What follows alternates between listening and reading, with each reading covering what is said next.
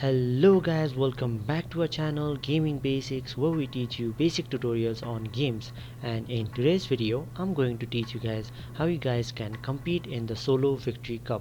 So to compete in the solo victory cup, you need to go over to compete and you need to scroll a bit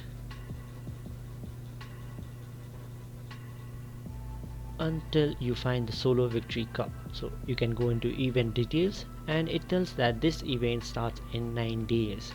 You can click on tournament details to see how the tournaments will look like and how you can play, what the scorings are, etc. You can go back and you can play the tournament when it's live in 9 days. So to play it, you simply need to scroll down a bit, and in the buy epic section there will be a option slash game mode, just like these saying as solo victory cup, and when it appears and when the tournament is live, you simply need to click on it, and after that you need to select it and you will be in the tournament game mode, and you need to click on play and you will start playing the solo victory cup.